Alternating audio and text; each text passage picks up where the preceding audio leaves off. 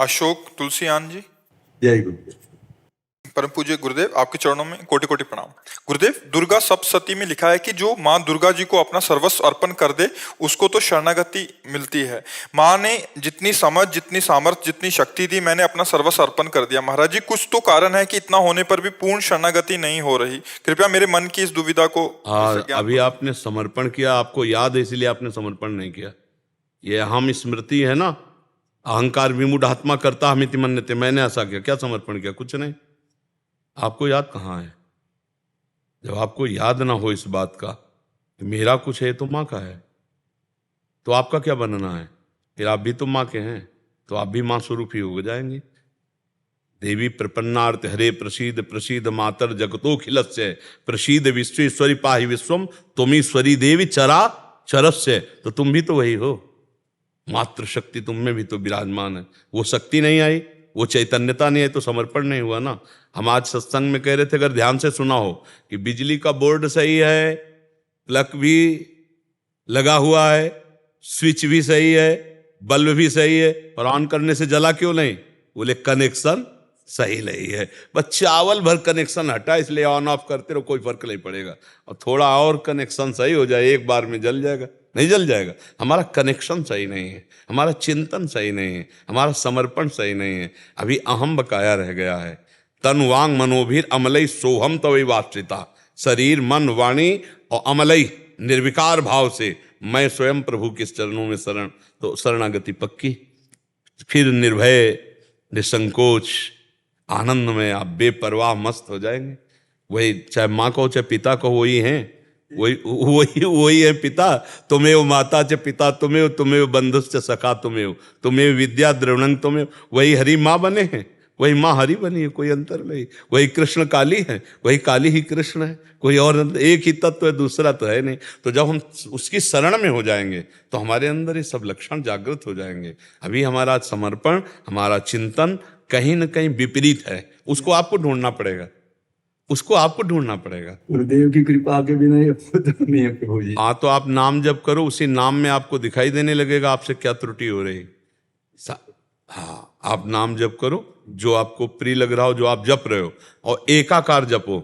जैसे मान लो माँ, हम कह रहे हैं मान लो माँ, तो हमारे सामने माँ लिखा है, और माँ माँ, उसी के बीच में आ जाएगी जो गलती आपकी है, जो आपकी त्रुटि है, वो साधक के सामने आ जाती कि बार बार जलन होगा और ये होगा, ये गलती है, कैसे छूटे ये, बस जान लेना वो गलती आ जाएगी। पूरा का पूरा अंतःकरण की छानबीन भजन के समय होती है। जब हम एकाग्रता पूर्वक भजन करते तो हमारी सबसे ज्यादा जितनी गंदगी होती जो, वही सामने आती, वही हमारे सामने आने लगे। एकदम ऐसा ही होता, क्योंकि अपने लोग चल रहे हैं, अपने लोग कोई प्रवचन थोड़ी कर रहे हैं, उसी मार्ग में चल रहे हैं, तो उसको देखा है। उसी कमियों को हम क्रमशः दूर करते हैं, धीरे धीरे एक एक बात पकड़ी, आज ये छोड़ा, फिर ये छोड़ा, फिर ये छोड़ा, और धीरे धीरे निरपेक्ष होते चले जा रहे हैं। नया संस्कार न बनने पावे, पुराने संस्कार निकल रहे हैं, और भजन हमारा एक तार चलेगा, तब ये पकड़ आएगी। ऐसे मनोरंजन वाला भजन नहीं काम करता इसमें काम करता है एक तार भजन। तन्मयता पूर्वक देख भी रहे हैं, वही सुन रहे हैं, वही हम अंदर से जप रहे हैं। फिर उस समय सारी कमियां आ जाएंगी आप में, जो जो कमी है वो उस समय दिखाई देने लगेगी। ये कमी है, ये कमी है, ये कमी है। बस उन कमियों को अपने दिमाग में नोट करो और धीरे धीरे हटाओ, तो आप शरण में माँ के होते चले जाओगे। माँ कुपुत्रो जायते कुचिदपि कुमाता न भवति। उन्होंने तो प्यार ही किया है। हमारी तरफ से जो कमी है उसको हम माँ के ज्ञान बल से, बुद्धि बल से दूर करते हैं, और माँ के करुणा में चरणों का आश्रय लेकर के माँ स्वरूप हो जाते हैं। चिद चिद लक्षणम, चेतन अचेतन वही तत्व है, उसी में लीन हो गए, तब हो गया। माँ में इतना चिंतन करे कि अपना स्वरूप माँमय हो जाए, तभी माना जाएगा कि आप माँ के पूर्ण शरणागत हो गए। नहीं, हाँ, ये ढांचा केवल है, अंदर मंदिर में माँ ही बैठी है। माँ ने इतना तो ज्ञान करा भी दिया है, अनुभव में नहीं आया। बस अनुभव बिना ज्ञान। जैसे मान लो हम कहा कि खीर बनाने की पूरी प्रक्रिया पता है, पर कभी बना के नहीं खाया, तो अधूरा है ना प्रक्रिया। एक बार चक बना करके खाए तो ये बात अनुभव में आ जाए, तभी अनुभव गम में भजे जय संता। ज्ञान तो बहुत लोगों को है, लेकिन उसका अनुभव कहाँ है? अनुभव हो जाए तो जीवन मुक्त हो जाए। आनंदमय हो जाए। ठीक है। महर्षि, जैसे हमें प्यारी जी श्री जी राधा रानी से प्रेम है और उनके भक्तजनों को उन पे पूरा दृढ़ विश्वास है और वो प्रेम भी करती हैं हमसे, तो वैसे ही जो माँ के भी बहुत सारे भक्त हैं, तो माँ भी वैसा ही प्रेम दुलार वैसा ही। आप सच्ची मानिएगा कि माँ को जो नहीं भजते उनको भी माँ दुलार कर रहे हैं, फिर जो माँ को भज रहे हैं उनको दुलार कैसे ले करेगी? देखो ना, पूरी सृष्टि का पालन पोषण माँ के द्वारा ही तो हो रहा है। आद्या शक्ति त्रिगुणमयी माया माँ भगवती अम्बा ही तो पूरे जगत का पालन पोषण कर रही हैं। हरि की शक्ति से तो सब हो रहा है। तो शक्ति स्वरूपा यही तो है माँ, यही तो जगदम्बा है। तो हमें लगता है यदि हम प्यार से भजन करेंगे तो निश्चित यही सब हैं। आपसे सच्ची कहते हैं, आप सीता कहो, राधा कहो, दुर्गा कहो, काली कहो, अम्बा कहो, वो महाशक्ति है। वही सब परम तत्व है। 10-20 तत्व नहीं है, एक ही है। लीला में अलग अलग लीला है। कहीं माँ का शांत रूप है, गौरी शांत रूप, कहीं विकराल चामुंडा भद्रकाली विकराल, कहीं विकराल कहीं शांत, उन्हीं के सब रूप है।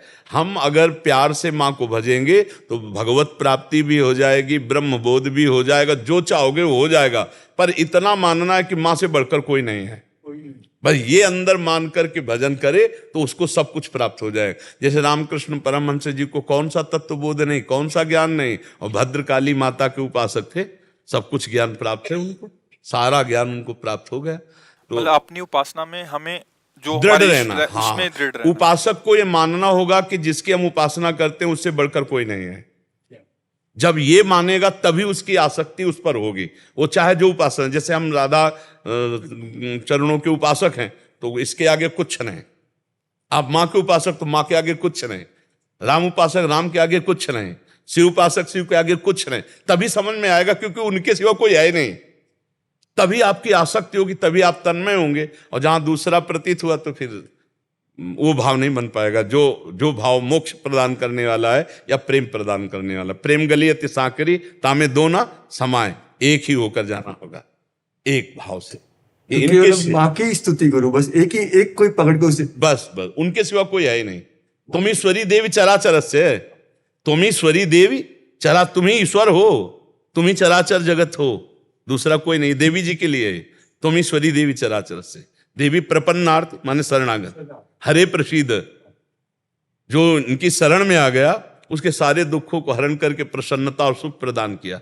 देवी प्रपन्नार्थ हरे प्रसीद मातर जगतो खिलस्य, हे जगत की अखिल माता आप हम पर प्रसन्न हो। हाँ, सब पर दया करो, सत्य भाव से चलो, उनका नाम जप करो, दूसरों को सुख पहुंचाओ, माँ प्रसन्न हो जाएगी। बोले माँ ने ये ज्ञान कराया, एक को ब्रह्म द्वितीय नास्ति, सब में मैं ही हूँ। जब ये ज्ञान उसने कराया तो ये दर्शन भी वही देगी। इसके लिए हमको निरंतर उसका चिंतन करना है। ऐसा नहीं कि आलसी बनकर बैठ जाना है।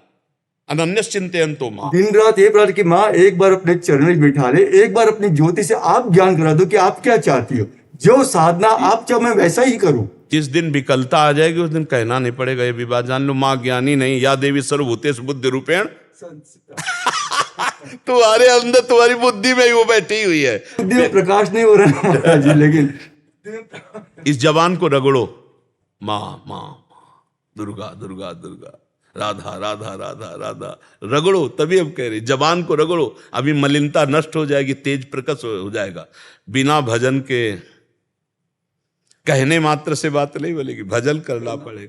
बारी मथे घृत होए बरु सिकता ते बरु तेल, और बिनु हरि भजन न भवतरी या सिद्धांत। चाहे माँ को चाहे हरि को बातें कही है।